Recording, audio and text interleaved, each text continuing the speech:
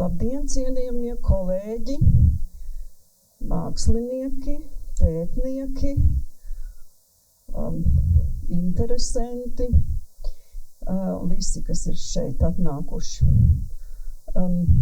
Atvainojiet par nelielo kavēšanos, viens no lektoriem atnāca ar Macintosh un sajauc visu sistēmu, bet viss kārtībā.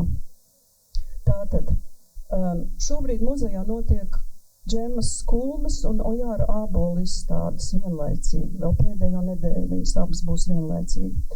Un šo abu izstāžu sakarā nāks domāt, šo personību sakarā nāks domāt par padomju okupācijas laiku, kad mākslinieki atradās īpašā situācijā, īpašā politiskā situācijā, kur brīvs mākslinieks īsti nevarēja būt, ja vien viņš gribēja piedalīties izstādēs, piedalīties mākslas procesos, tad viņš atradās starp šo varas kontroli un brīvības alkām, starp savu mākslu un visu, ko paģērēja politiskā sistēma. Un tāpēc mēs nolēmām muzejā, ka būtu vērts pārunāt šos jautājumus, kā mākslinieki šajā situācijā starp konformismu, kas ir šī piedalīšanās būtībā visā oficiālajā sistēmā un savas brīvības alkām nonkonformismu, to mākslas daļu, kad viņi nepakļāvās prasībām un darīja to, ko viņi vēlās formas ziņā, ir vērts tieši tagad aplūkot un apspriest, tāpēc, ka gan Džema Skulme, gan Ojārs Ābols bija ļoti redzamas figūras tā laika mākslā, tā laika mākslas procesu vadīšanā.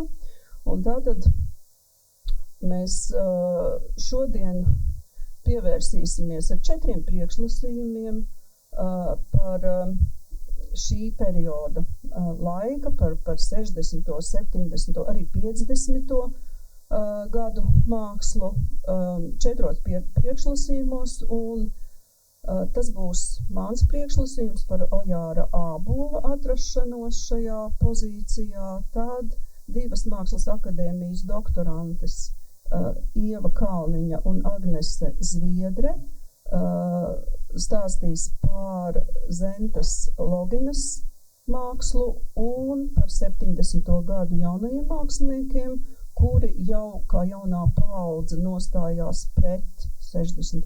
gados aprobēto skarbo stilu, un Džēna Šārpa no Ņūdžersijas Radgeras Universitātes mākslas vēstures katedras profesore un arī Zimerli mākslas muzejā pētniece un kuratore pastāstīs par padomi nonkonformisma mākslas kolekciju un Baltijas mākslu tajā, un lielā mērā tieši šī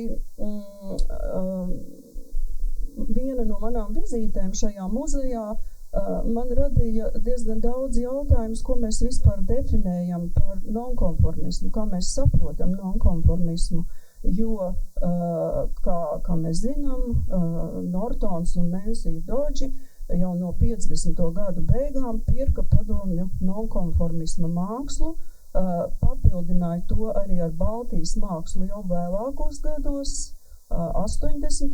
pamatā, un šī kolekcija saucās padomju nonkonformisma mākslas kolekcija. Un šajā kolekcijā ir 131 latviešu mākslinieka darbi.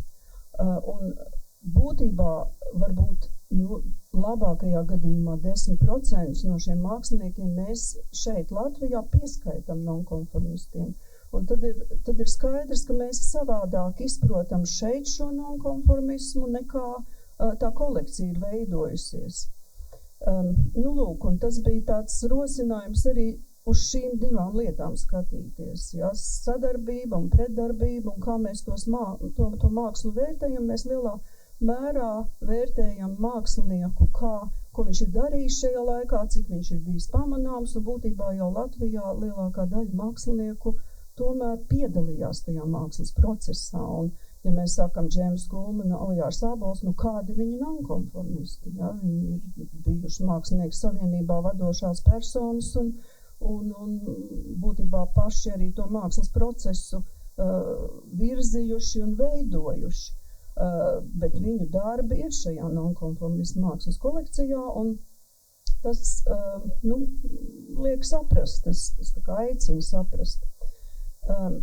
Tātad, Ojāra Ābola, tagad par Ojāra Ābola izstādi un vispār viņa dzīvi un mākslu.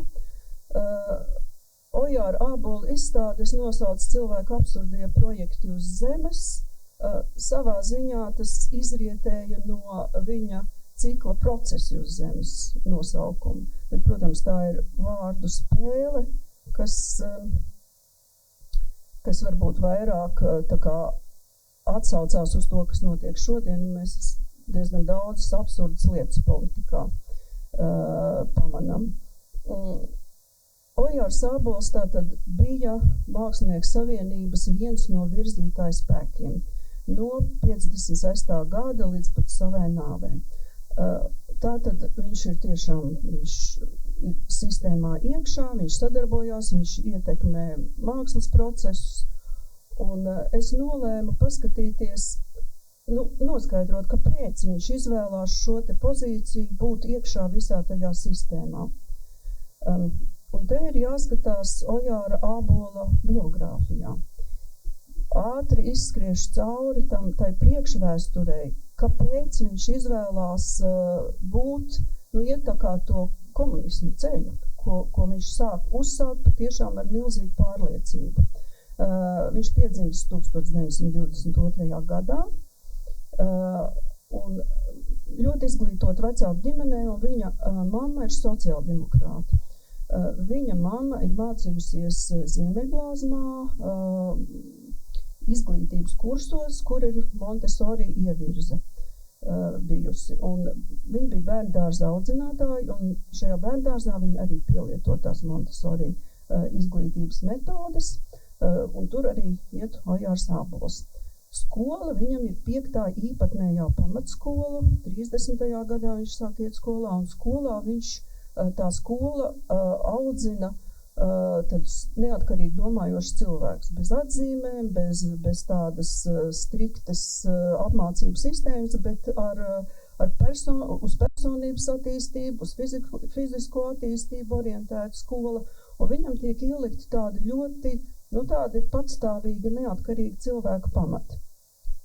Bet mamma ir tātad sociāldemokrāta, un kā mēs zinām, sociāldemokrāti vispār pēc Latvijas nodibināšanas vēlēšanās parasti visvairāk balsu ieguva, bet nekad nenokļuva tajā valdībā, jo ar zemniekiem nevarēja vienoties.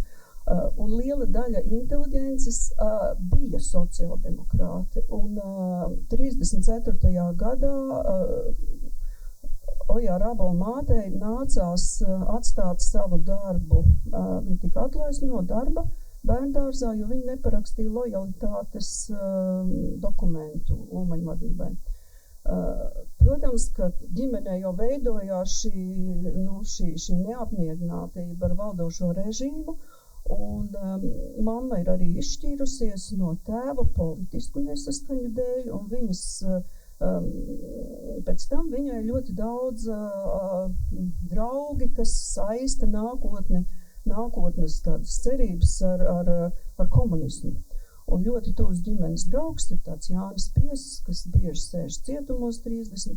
gadā, un Ābols Ojārs viņam nesis paciņus uz cietumu. Viņš jau kā tāds tīvs, kā jaunietis aiziet šo te kreiso ceļu, un no 35. gada viņš ir darba jaunatnes savienībā tāds tā kā aktīvists, aģitātors. Principā izvērš jau pagrīdes darbību no 13 gadu vecuma. 38. gadā viņš iestājās Romana Sutas studijā, līdz 40. gadam viņš tur noiet, un, protams, Sutas ietekme arī ir visai kreisa, un 40. gadā, kad PSRS okupē Latviju, Ābols jau kļūst par komunistiskās partijas aģitātoru, likumsakarīgi. Tas viņa bērnības ceļš viņu noliek uz šī ceļa, un neviens jau nevar izvēlēties, kādā ģimenē piedzimt, un kāda būs viņa māte, uz kurien viņa, kā tā ģimenes vēsturi ievirzīsies. Un, protams, kad vācieši okupē Latviju, tad viņam ir jāmūk, un viņš mūk uz PSRS, kur savukārt izglītojās arotbiedrības darbinieku kursos, un viņš tiek veidots jau būtībā par tādu PSRS kultūras darbinieku. Viņš iestājās arī teātra institūtā 44. gadā, bet beidzās karš, un viņu mirklī atkomandēja atpakaļ uz Latviju. Ievies šeit, tātad strādāt pie komunistiskās ideoloģijas ieviešanas. Viņš ir labi apmācīts, un viņš ir 45. gadā viņu ieceļ par kultūras darbinieku arotbiedrības revīzijas komisijas priekšnieku. Un te ir labajā pusē, kreisajā pusē viņa portrets, kur var redzēt pie skaistu jaunekli un pie žakets viņam ir piesprosts darba sarkanā karoga ordeņa tā lentīte. Tik jaunam cilvēkam, tik jaunos gados šis apbalvojums ir kaut kas vispār neticams, un 45. gadā to saņem tikai daži vispār. Ir skaidrs, ka viņš jau ir diezgan ciešās attiecībās ar jauno režīmu. Otrā pusē ir attēls, kur viņš glezno savu diplomdarbu. Viņš iestājās 46. gadā Latvijas Mākslas akadēmijā, un viņš izvēlās to mākslas ceļu, un pie Otas Kulmes glezno savu diplomdarbu, un tas tēma tur ir Jākaus Svedlovs ar latviešu strēlnieku vidū 19. gadā, tas ir tas padomju varas gads. Reāls notikums, operas vestibila aina, un tur ir tas Svedlovs, un aiz viņa Stučka nāk, un tas ir no oficiāliem tēmu sarakstiem šis sižets ņemts. Pēc Mākslas akadēmijas beigšanas viņš dodās uz Ļeņingradu, Iļas Repina Mākslas institūtu un glezna augšā pa labi, otrādāk.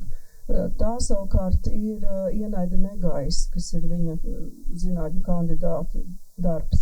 Un 50. gados viņš uzglezno visai daudz, varbūt ne visai daudz, bet ideoloģiskas kompozīcijas par vajadzīgajām tēmām. Šeit ir arī Džemas Kulmes diplomdarbs.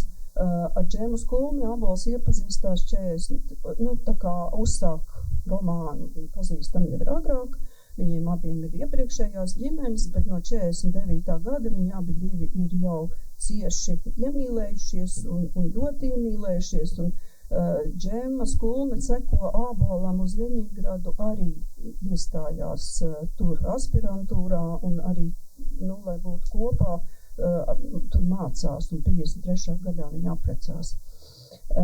Džemais Kulmei varbūt tāds tautiskāks, nacionāli ievirzītāks diplomdarbs Tautas svētki 55. gadā, un 55. gadā viņi abi divi pabeidz tātad institūtu. Bet kas notiek 56. gadā? Viņi jau ir precējušies, un viņi abi divi dodās, viņi tiek paņemti ārkārtīgi augsta ranga delegācijā ceļojumā kruīzā apkārt Eiropai ar kuģi. Un šis ceļojums visu viņu pārliecību par to, ka padomju valsts ir labākā valsts pasaulē, sagriež kājām gaisā.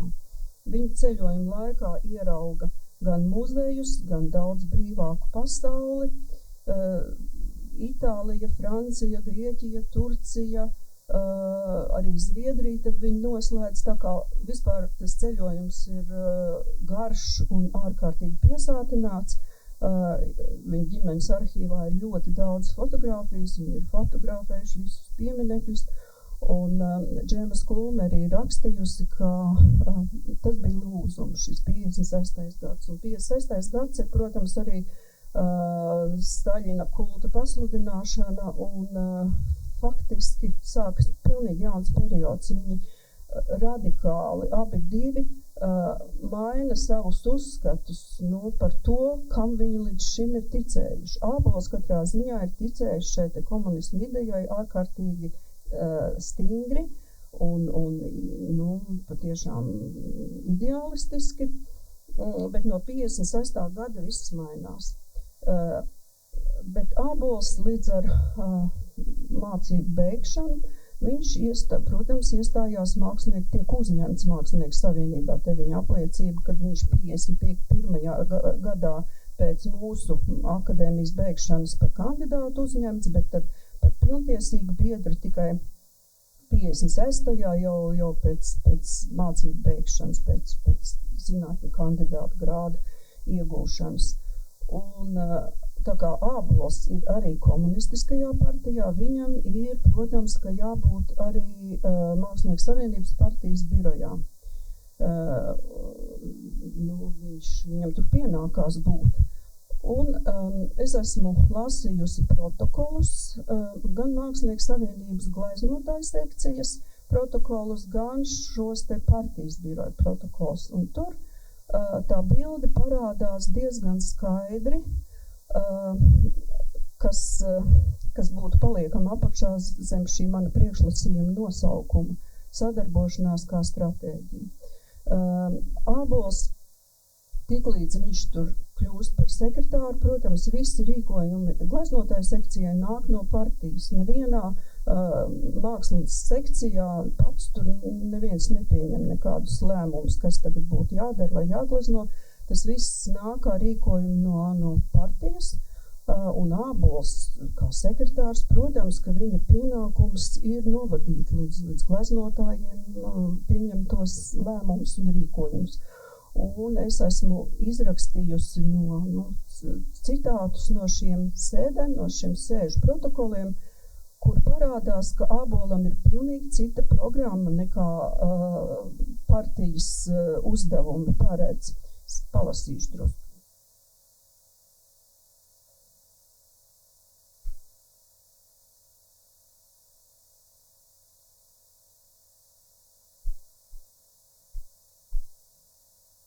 Tātad mēnesi pēc ievēlēšanas viņš nāk klajā ar ziņojumu par nepieciešamību attaisnot par formālismu no Mākslinieku savienības izslēgtos biedrus un uzņemt to atpakaļ.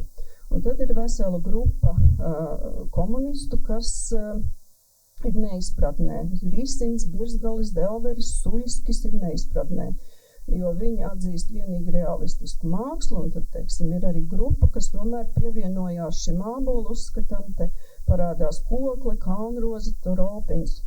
Un Ābols sāk veidot partijā opozīciju. Viņam ir savas idejas, kā vajadzētu attīstīties latviešu mākslē. Un lielākā daļa komunistu šajā partijas sanāksmēs izsakās par formālismu draudiem, un viņiem liekas, ka Ābols pārāk daudz teoretizē, bet pārāk maz dara. Un lai mākslinieki tā kā pareizajā virzienā tiktu virzīti. Viņiem liekas, ka Ābols grib ievazāt rietumu idejas. Un tad Džema Skulme ir atcerējusies arī to situāciju par vispār tās, to motīvu izvēlēties palikt partijā un cīnīties par to, kā ievies savas idejas. Un te no Džemas Skulmes teiktā ir, Ojārs ļoti mīlēja Svempu. Kad viņu vajadzēja atlaist no akadēmijas, tas ir 52. gadā, Ojārs ļoti to pārdzīvoja. Pēc sutas Ojāram viņš bija ļoti augstā vietā. Ojārs cerēja, aizskrēja uz centrālo komiteju pie Mildas Bušas. Tā atbildēja, nemaisies, Svemps arī ir saistīts ar Rāceni, amerikāņu spiegu. Bet mana māte uzstāja tēvam tieši, Oti, tev ir jāaiziet no akadēmijas. ja tavs draugs un laika biedrs tiek izmests. Otis teica, ka, ja viņš aizies, tad viss būs cauri. Sabrauks no Maskavas, nāks Danenhiršs, Lapiņš, Kruglovs, Eglītis, sāks rosīties Birzgalis, Razumovskis, Sasnovskis. Lūk, un tātad tā izvēle tomēr palika tieši tāpat, kā izdarīja Otis Skulme, palika Mākslas akadēmijā par rektoru. Arī Ojārs Ābols diezgan daudz klausās savu sievas tēvu un faktiski tās tiek pārspriestas daudzas tādas politiskas un stratēģiskas lietas. Un tad, kad Ābols ir sabijis jau 1 gadu kā komunistiskās partijas sekretārs Mākslinieku savienībā, viņš nolasa ziņojumu, kas ir paveikts šajā gadā. Un tagad biedrs Medveģevs Ābolam pārmet, ka partijas darbs nav darīts, nav notikušas ideoloģiskas lekcijas, latviešu valodas mācību pulciņš nav sācis darbu, un Ābols ir noraidījis partijas prasību apspriest Hruščova runu, un izstādēs ir parādījušies bezidējiski darbi. Un te citāts, ar buržuāsko pagātni sastopamies ik uz soļa, bet necīnāmies ar to. Formālisms sasparojies, Toropiņš saka, ka jābūt ideiskam briedumam, bet pats glezno kailu meiteni jūrā. Biedrs Suļskis runā. Katram partijas biedram sāp sirds par stāvokli partijā. Partijas lietās jūtama tāda tendence, it kā ar kādu vajag izrēķināties. Mēs šeit uzstājamies, bet tajā pašā dienā tas viss nonāk pie bezparteiskajiem, ar mani vairs nesveicinās. Tas ir novedis pie tā, ka jaunajā Mākslinieku savienības sastāvā nav izgājis cauri neviens nelatviskas nacionalitātes cilvēks. Kāpēc Ābols nav pievērsis uzmanības šoviniskiem noskaņojumiem? Latviešu tautības komunistiem ar to ir jācīnās. Latviešu valoda mums ir jāmācās, bet valodas pulciņš nestrādā. Tad Kuzmenko runā. Pēc Eiropas brauciena jūs, biedri Āboli, izteicāties apmēram tā. Eiropa ar mums nav viensprāts un mums ir jāpārkārtojas. Tāds viedoklis ir traucējis jums strādāt. Visi radošie kolektīvi apspried biedra Hruščova ziņojumu, bet Ābols noraidīja partijas locekļu prasību apspriest to. Kā gan mēs pēc tam varējām vadīt mākslinieku darbu? Pēdējā laikā mēs zaudējam autoritāti bezpartijisko mākslinieku acīs, uzskatu, ka pārmetumi Krievu mākslinieku virzienā nav vietā, it kā viņi neinteresējoties par Latvijas vēsturi, neapgūst tās pagātni un tā tālāk. Es uzskatu, ka biedrs Ābols skaļi mums to šodien paziņo.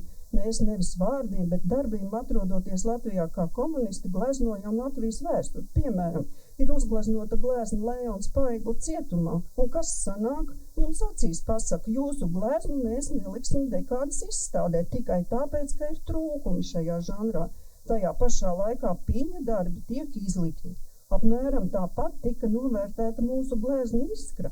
Jūtams, ka mūs kā komunistus grib virzīt saziņu kur, tikai ne uz tematisko gleznu. Birojs nav aizstāvējis komunistu intereses, mēs runājam vienu, bet darām kaut ko citu. Partejiskas principialitātes pie mums ir ļoti maz. Un tad Ābols atbild beigās, vēl pēc daudziem citiem uzbrukumiem, mūsu pozīcijas uzskatu ir pareizi, un mans skats uz padomju mākslas attīstību, es zinu, ko vajag mūsu mākslai. Es biedriem ieteiktu dziļāk studēt kongresa materiālus, 20. kongresa materiālus, uzstājoties precīzāk ir jāizvēlas formulējumi biedri.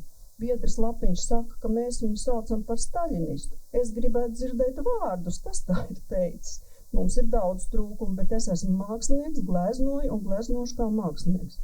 No turpmākā darba es kategoriski atsakos. Tātad 1 gadu viņš sabija šajā te postenī, bet strīdi nerimās, kaut arī viņš pats atsakās vadīt šo te partijas šūniņu. Viņš loģiski piedalās sēdēs un turpina to savu uzsākto līniju.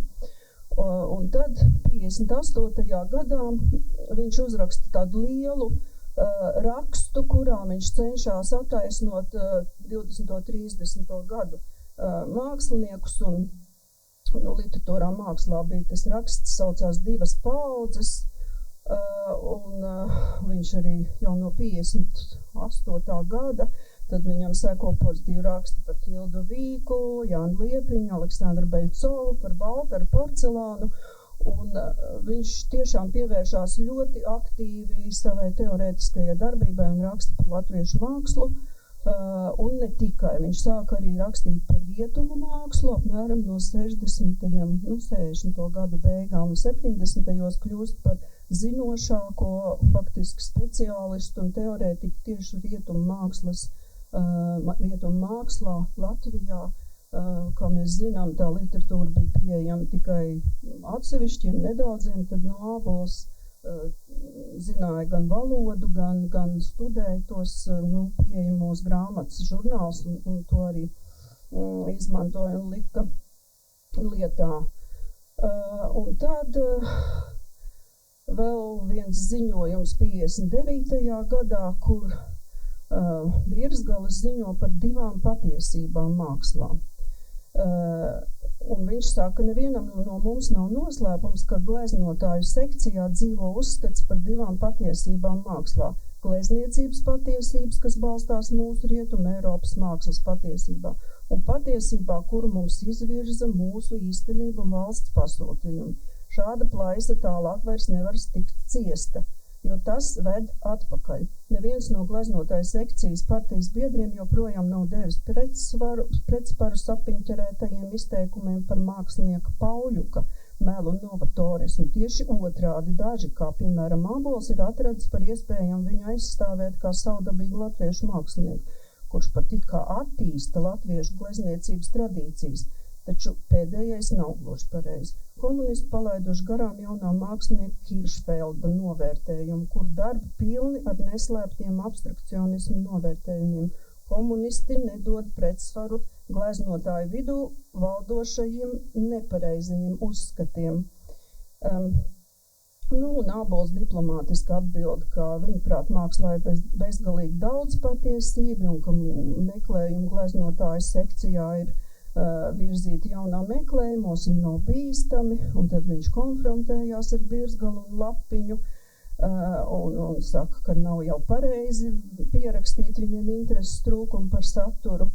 Un kā piemēram to dara Dannenhiršs, kas ar māksliniekiem sarunājas draudu veidā un ar pirkstiem ir stenogrammā ar pirkstiem Ābols rāda cietuma restes. Ābols saka, ka Dannenhiršs sarunā ar viņu pa telefonu centās viņu piespiest piedalīties izstādē par godu 41. padomju armijas gadadienai, piedevām viņam draudot. Tādā veidā viņi plēšās pastāvīgi un ir pilnīgi skaidrs šie partijas sēžu protokoli liecina, ka Ābols ir visu laiku opozīcijā tiem partijas līnijai, un tas, ko viņš var tiešām izdarīt, ir rakstīt un veidot publikācijas. Tas varbūt, viņas ir diezgan, tie strīdi partijas sēdēs ir daudz asāki nekā publikācijas. Tās ir tādas mierīgākas, varbūt gudrākas, izsvērtākas, bet, viņš atklāti tātad konfrontējās. Un šī ir 62. gada glezna Kalēji, kurai tiek pierakstīts formālisms. 62. gads visiem ir zināms kā Manēžas skandāla gads, kur pēc kura sākās visā PSRS cīņa ar formālismu. Un latviešu, tur ir gan gleznotāji, gan mākslinieki, rakstnieki, dzejnieki, visi kultūras darbinieki, tiek kārta pie lielā zvana, bet to mākslinieku saraksts nav pārāk garš, kuri tiek tā kā konsekventi ieviesti šajā sarakstā un izvazāti pa visām avīzēm, un Ābols arī tur nokļūst. Jāsaka, ka ir samērā pārsteidzoši, ka tieši šī kompozīcija tiek zem šī skandāla pakļūst, jo būtībā skarbā stila darbs, darba aina, viss būtu tā kā kārtībā. Labi, pārāk brīva, pārāk ekspresīva ir glezniecība, Bet mana pārliecība tomēr ir tāda, ka tieši tā viņa konfrontācija partijā, viņš panāk to, ka viņš jau visus ir nokaitinājis un viņš jau viņu gaida, kaut kāda tāda izrēķināšanās. Un tad seko kāds gads, pusotrs, 2 augstākais, kad tiešām mākslinieki tiek tā kā turēti pa gabalu no visas tās oficiālās mākslas vides, un arī publikācijas viņam neparādās šajā laikā, un arī gan gleznotāju sekcijā, gan tajā partijas sēdēs 62. gadā viņa vairs nav. Viņš tā kā būtu pazudis. Bet tad atkal uz 63. gada beigām jau parādās un atjaunojas, bet ir kaut kā daudz rezervētāks. Un ko tad viņš glezno? Būtībā līdz mūža galam viņam ir šī cīņa, ar mākslinieku savienībā un jau vairāk tajā partijas sekcijā. Un viņš 60. gados turpina to skarbā stila līniju. Viņam ir tās stilistiskie meklējumi ir visai daudz, es visus viņus neatrādīšu jums. It kā 60. dominē skarbais stils, kas nekādā veidā varbūt nekonfrontējās ar to padomi naratīvu, bet tomēr ir tādi, tā kā piemēri, kur tas tiek ļoti, tādā viltīgā veidā, jāsaka, iekombinēts. Kompozīcija, šī te kompozīcija no triptiha, kura nosaukums ir tāda lingvistiskā ekvilibristika, revolūcijas liesmas. Un viena tātad no šī triptiha gleznām nemirstīgais komunāru gars un Eiropa. Darbs ir 69. gadā uzgleznots, un mēs zinām 68. gada notikumus, Prāgas pavasari, tad ir Parīzes studentu nemieri, un attēlota ir tā kā jauniešu konfrontācija ar kādiem militāriem spēkiem. Un atliek minēt tieši, ko viņš ir domājis, bet tomēr gribās domāt, ka tā būtu atsauce vai no Prāgas pavasari, vai uz Parīzes nemieriem. Bet tās pārējās divas revolūcijas liesmu gleznas, tās savukārt ir, viena saucās Che Guevara, otra saucās Āfrika mostas, kas ir tāds pilnīgi derīgs padomu naratīvs. Šī trešā uzreiz uzdod jautājumus, un tādā veidā it kā notiek, tā maigā kaut kāda mājienu iebīdīšana. Mēs zinām, ka visā šī okupācijas laika mākslā tas notiek. Otra glezna atkal ir pār koncentrācijas nometņu tēmu, Zvanu Tores saucās, bet ir skaidri redzams, ka Ābols tiecās uz abstrakciju. Bet kas notiek tālāk? Viņš konsekventi turpina ar vien vairāk savas formas abstrahēt. Un šīs te divas diezgan līdzīgā tādā stilistikā ieturētās klusās dabas ir sasniegušas tādus ģeometrizētas pusabstrakcijas veidolus, bet vienlaicīgi ar šīm skarbā stila kompozīcijām 65. gadā viņš uzglezno pilnīgi abstraktu darbu, ķēde. Un pēc tam 68. gadā seko vesela virkne ar abstrakcijām. Tā melnā džema ar Ābolu to sauca par sulāža ciklu, kur viņš tiešām izmantoja franču abstrakcionistu Pierre Sulāža mākslas, iedvesmojās no tās to konceptu, kad caur melnā krāsa ir tikai, lai izgaismotu to gaišo, caur melno atspīd gaisma. Bet par ķēdi ir pagājuši tikai 3 gadi no tā formālismu skandāla, un viņš pēc pēc 3 gadiem jau glezno pilnīgi abstrakciju. Protams, viņš neglezno viņu kādai izstādē, viņš to glezno savai darbnīcai, kā daudz darīja. Tieši tāpat arī to sulāža ciklu, bet par tēmu šai, par to vēstījumu caur nosaukumu ķēde. No 65. gada Ābols sāka ārkārtīgi bieži ceļot, pārsteidzoši bieži ceļot padomju pilsonim, lai arī viņš ir Mākslinieku savienības biedrs un tāds ļoti aktīvs un redzams. 1964. gadā tika izveidota kultūras sakaru komiteja ar tautiešiem ārzemēs. Bet pirms tam jau pastāvēja draudzības biedrība. Kultūras sakaru komiteja, kā visiem zināms, ir Čekas meitas uzņēmums. Imants Lešinskis savā grāmatā rakstīja, vai man tas ir tas citāts, es negribu no galvas to teikt, šķiet, ka nav. Respektīvi, Imants Lešinskis savā grāmatā, kur viņš apskata kultūras sakaru komitejas darbību, ir skaidri un gaiši pateicis, ka Mākslinieku savienība, mākslas sekcija ļoti sekmīgi darbojās, organizējot izstādes, un biedrus skaitā ir Induls Zariņš, Džemas Kulma, Jārs Ābols, Laimdots Mūrnieks vada šo sekciju 70. gados, Imants Zemzaris, kas tad vēl, Postašs, un tā sadarbība notiek, tātad viņš izvēlās šo sadarbību, lai nokļūtu ārzemēs. Kādus uzdevumus tur viņš veic? Tādu ziņu nav, tādu arhīvu nav.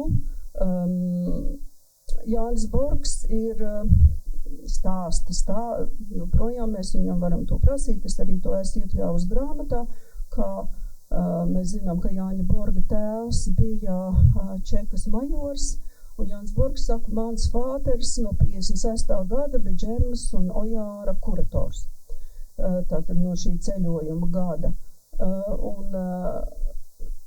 Tad tā kā tie braucieni vēl nav tādi non-stopā vienā virknē, bet no 65. gada šie braucieni ir ļoti regulāri, un savukārt par šiem braucieniem atšķirībā no tā 56. gada nav nekādu bilžu, nekādu tādu piezīmi vai kas, tad arī Borgs atcerās, ka stāsta, kad pie viņa tēva cilvēki ir vienkārši nākuši dzīvoklī satikties, parunāties, mutiski stāstīt, tās tikšanās, tos uzdevumus vai kas tur tika darīts, to mēs precīzi arī neko neuzzināsim, droši vien, ka nekad neuzzināsim, bet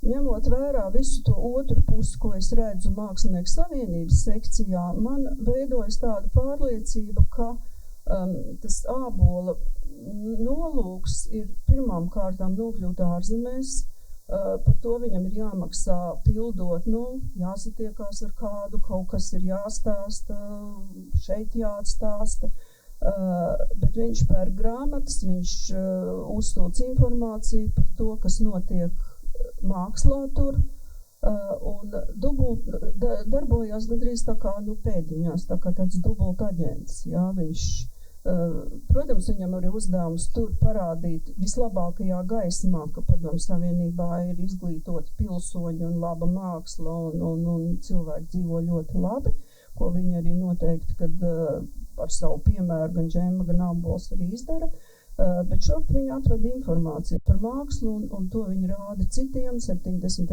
gados Ābols arī ir dažas lekcijas akadēmijā lasījis par rietumu mākslu, kas bijušas pārpildītas, bet kaut kā viņas nav baigi attīstījušās un turpinātas. Un Tātad tās kompozīcijas ķēde nosaukums manā skatījumā ir šis te vēstījums, viņš ir pie ķēdes tagad. 66. gadā aizsākās cikls Skrūvspīlis. Tas ir tas pats vēstījums. Būtībā viņš ir noslēdzis šo te līgumu un Džema Skulma arī ir teikusi, ja reiz Ābols kaut ko darīja, kaut ko izvēlējās gleznot, viņš pilnīgi noteikti zināja, kāpēc šis motīvs ir izvēlēts, kāpēc viņš to dara. Un skrūvspīļu motīvs, viņi tiek saukti dažādi, citreiz skrūvspīls, citreiz ēvelsols, citreiz vienkārši kompozīcija vai svari vai prese. Presi mēs izvēlējāmies par šīs konferences tādu vizuālo tēlu. Un šo te ēvelsolu skrūvspīļu klusās dabas viņš turpina līdz pat mūža galam. Šī ir tā pati agrākā, ko es atradu. 66. gads tā ir nokļuvusi Zimerlī mākslas muzejā. Un tā viņš turpina attīst to motīvu, galda motīvu ar priekšmetiem un galu galā noved viņu līdz abstrakcijai. Tā sarkanā kompozīcija jau ir 82. gadā, jau dzīves beigās, ko neredzot tās iepriekšējās kompozīcijas, mēs iespējams uzlūkotu vienkārši kā abstrakciju, bet tā komponēšana ir skaidra, kad novedusi. Tas ir galējais posms, kā viņš ir attīstījis to motīvu. Tad būtisks cikls viņam ir Anti Bīdermejers, kur viņš tādu sliktu gaumi, mantu kultu kritizē un milzīgus mantu krāvumus attēlo, kuros ar tādu sliktu gaumi un bezgaumību un mantu kultu grib pievērst uzmanību tam, bet dīvainā kārtā šis koncepts nav šaubu, ka nāk tieši no rietumu, kreisajiem, kas kritizē arī kapitalistisko sabiedrību un kapitalistiskās sabiedrības mantu kultu. Kāds dīvainā kārtā pastāv arī Padomju Savienībā, lai arī pastāvīgs preču deficīts, tik un tā 70. gados cilvēki tiecās apgādāties ar mandām, cik vien viņi spēj. Un te ir brīnišķīga kompozīcija leduskaps ar plīvuri, kas tā ironizē par to iespēju, kas atcerās no padomju laikiem, precoties, iegādāties īpašas mantas vai nopirkt pārtiku un piepildīt savu leduskapu. Protams, Ābola glezniecībai viss cauri nāk eksperimenti, formas eksperimenti. Uz gleznu virsmām ir ārkārtīgi daudz faktūru, krāsu sabiezinājumi un tādi pacēlumi, eksperimenti, asamblāžas viņš veido uz darbu virsmām, kas 60. 70. gadu mākslā ir tomēr tāda visai avangardiska lieta un nebūtu nav atrodama jebkura mākslinieka daļradē. Un tad 76. gadā Ābols aizbrauc uz Venēcijas mākslas bienāli un ir pārņemts ar bienāles tēmu, kas ir veltīta ekoloģiskās kustības kontekstā. Notiek šī bienāle, daba un vide un cilvēks ir tās bienāles tēma, un viņš atbrauc mājās un pārņemts stāst arī Mākslinieku savienībā, ka arī Latvijā vajadzētu šādu te izstādi un tēmu attīstīt, un tā sākās plānošana slavenajā izstādē Daba, vide, cilvēks, kas arī 84. gadā notiek, bet Ābols 83. jau ir miris. Un pats viņš ciklā procesu uz zemes šeit tēmai pievēršās. Kā mums vērtēt, teiksim, šo te Ābola tieksmi un vēlēšanos būt modernistam, avangardistam, caur rietumos iegūto informāciju un zināšanām viņš tāds arī kļūst un veicina to Latvijā, bet tāpat laikā viņš tiešām sadarbojās ar kultūras sakaru komiteju, viņš ir komunists, Džemas Kulma tieši tāpat. Kā mums to vērtēt? Tas ir, es domāju, retorisks jautājums, jo mēs objektīvi diez vai, ka varam izvērtēt, jo, lai arī laiks nemaz nav tik sens, mēs nekad nesavāksim dokumentārus materiālus, lai tiesātu kādu. Un mēs neesam tajā situācijā bijuši, bet mēs zinām, cik tas laiks ir bijis atkarīgi, principā, viss ir bijuši atkarīgi no šīs sistēmas, un tādi mākslinieki kā, piemēram, Zenta Logina, par kuru runās Ieva Kalniņa, nākošā lektore, vai tādi, kas vispār ieņēma nonkonformistisku pozīciju, kā Ziediņš, par kuru arī Ieva Kalniņa ir uzrakstījusi grāmatu. Tādu ir ārkārtīgi maz, bet viņi ir. Un tā ir pilnīgi atkal cita puse, kāda pastāvēja arī. Un mēs, likt svaru kaustos ir diezgan grūti, tos dažādos cilvēkus un dažādās dzīves izvēles. Es tagad aicināšu Ievu.